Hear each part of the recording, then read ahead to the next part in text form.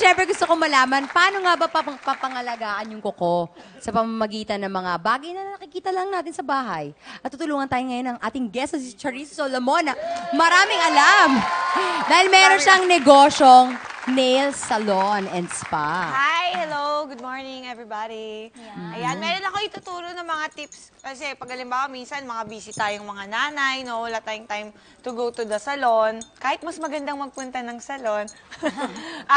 Ito, pwede natin gamitin. Pwede, nasa ref lang natin. Ito yung mga nakikita sa bahay, ano? Oh, yes. Ito, una, yung ating nail strengthening soak. Okay? Kailangan nyo lang po, mga mommies, 2 egg yolk na, syempre, beaten, 1/4 cup milk, 1 tablespoon honey. Ayan, paghalu-haluin nyo lang po, tapos ibabad nyo lang po yung nails nyo ng 10 to 15 minutes. At syempre, ipapakita ko May po models tayo dito. paano gagawin. Ayan. Okay, kung alam po kayong bulak, ayan.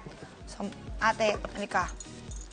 Okay. So ito, Charisse, para tumibay yung kuko? Yes, kasi ako po dati yung kuko ko malambot. Para bang kaya hindi ako brittle, ganon, makapagpahaba yung ng maputol. kuko. So ayan, ate babad mo lang 10 to 15 minutes. Tsaka Taga usually, dito. mga medyo bagong panganak, diba? Sabi nila kasi yung calcium nawawala. nagkukulang. O kaya habang buntis, Oh, diba? diba? Ayan. Okay. Diyan ka lang, ha? Oo, kasi di ba yung ano ba yung honey for the nails? Yan. Ayan, Nakaka-strengthen din siya nung kuko natin. Hindi, pang healing ang honey, di ba? Yung protein from eggs at calcium naman from the milk will make your nails hard. Yung honey naman may natural healing moisturizer. Moisturizer siya. Wow! Okay, next Ayun. naman itong ating nail whitener soak. Okay, para pumuti ang nails nyo, na katulad ng balat ko, paghalu-haluin lang po, 4 tablespoons ng lemon juice, 3 tablespoons warm water.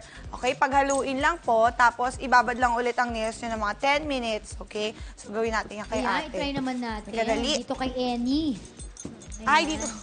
O, i-greet mo muna siya in Hello. Korean. Ayan, Okay. ating Korean visitor. Anyong sanyo.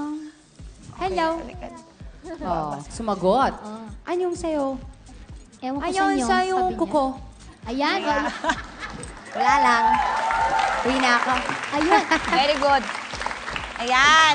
Yung lemon juice kasi, it acts as natural astringent and aids in removing stains. Kasi minsan din, yung mga mahilig tayo, di ba, mag-nail polish, nakakadilaw din siya ng kuko, di ba?